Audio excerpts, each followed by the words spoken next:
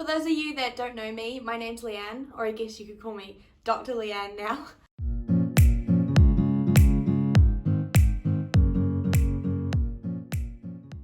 I'm a newly graduated vet from the University of Queensland in Australia, but at the moment I am currently in Christchurch, New Zealand, and I'm in hotel quarantine.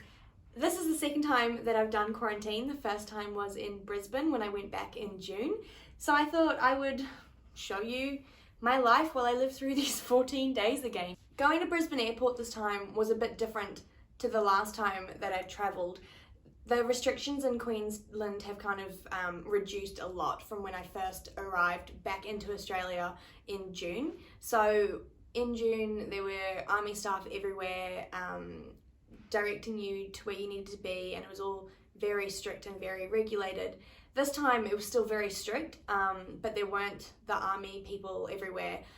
When I arrived at the airport, I had to show my managed isolation and quarantine voucher to the airport staff, and I had a little freak out because they were like, "Oh, where's your permission to travel from Australia?" And I was like, I didn't get one of those.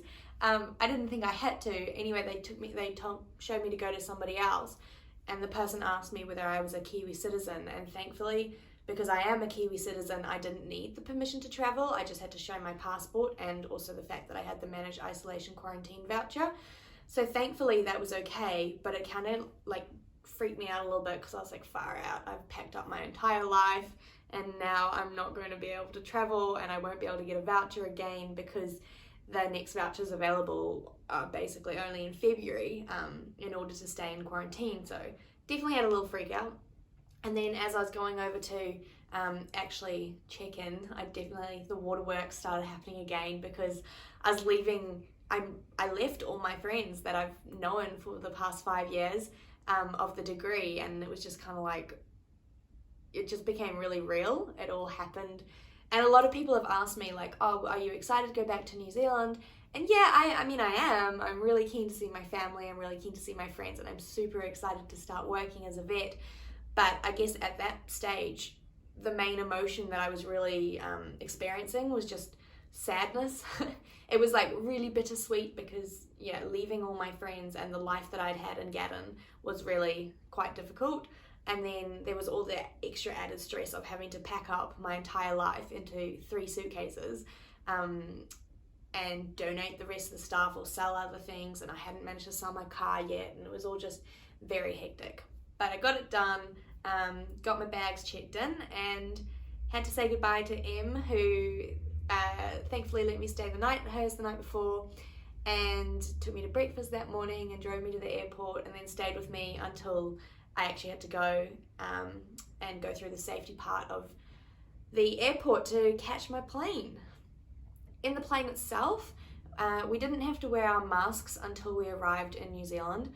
I wore mine the whole time, thanks Dr. Wolf Apparel. They still socially distanced us, so I had the window seat leaving Brisbane, and then there was a seat between me that was empty, and then somebody else sitting next to me. And that was all very well and good, except for my fun little cry sesh. X. And then we landed in Auckland, and they told us, Evening everybody from Auckland Airport. Today you will shortly be catching a flight to Christchurch for 14 days isolation. During this time you will undergo COVID testing to ensure your health, and you will be well looked after at the facility. Which is how I ended up here, because I actually won't be in Christchurch for my job. I will be back up in Auckland.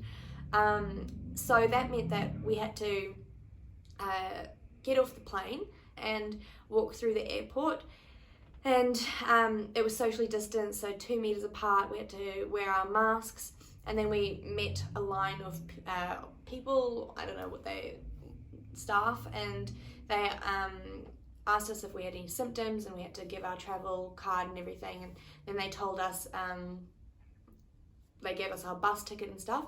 Then we had to go downstairs and do the border security control thing and have our passports checked and make sure that we weren't bringing anything illegal into the country. And we had to go through another security thing where they checked our bags. Then we went back upstairs and walked along into a door, had to go through another security thing where they, as if you're boarding the plane, go around and then come back out, all like one way, and then go into a boarding lounge.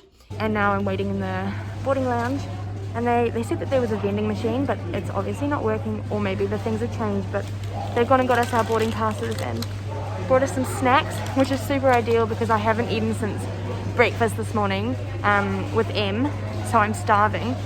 And then we boarded the next flight. I was at the very back of the plane. Again, it was socially distanced. We had to have our masks on the entire time. So the people in this plane were only the same people that had flown from Brisbane in the first plane with us.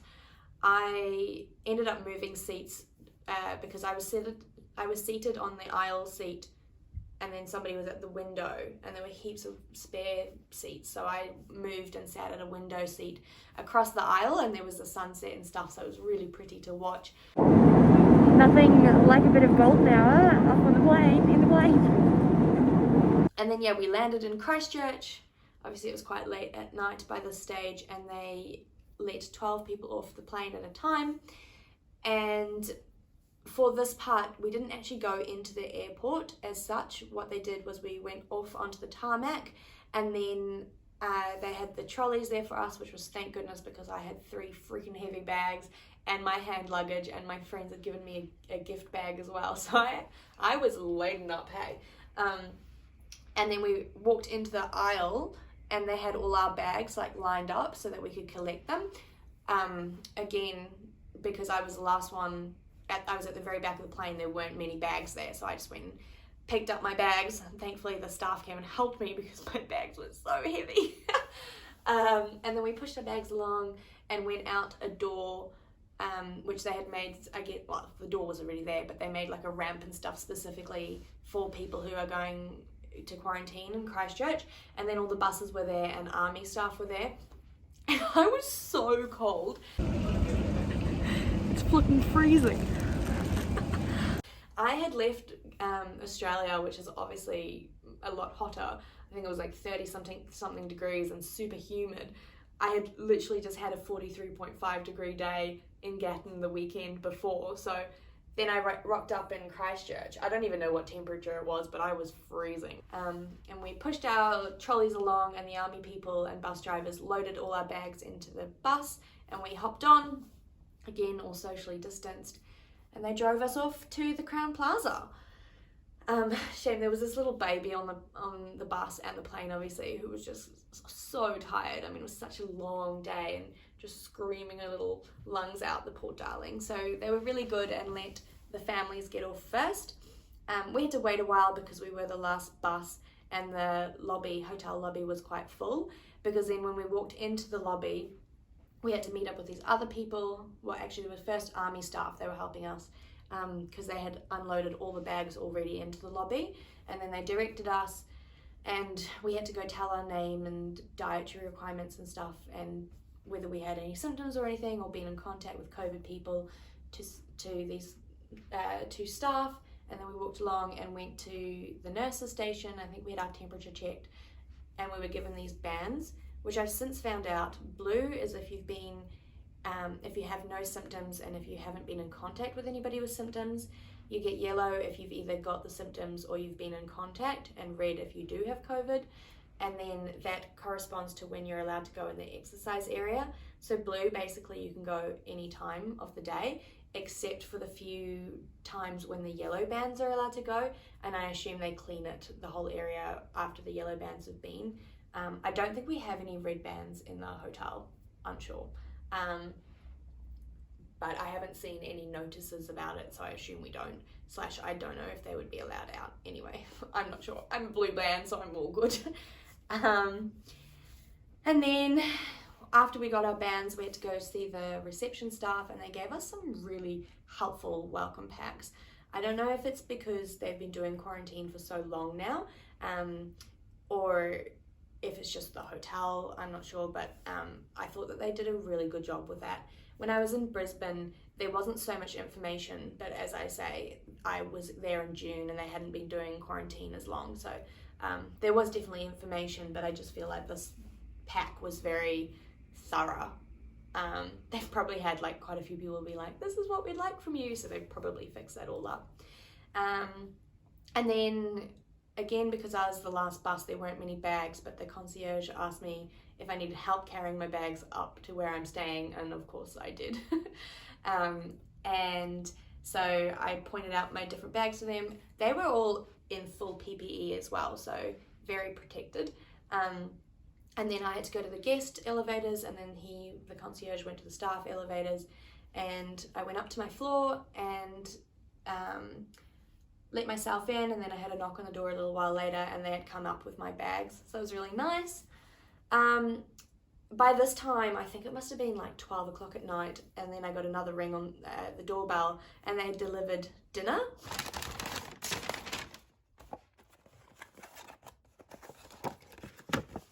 Some salad.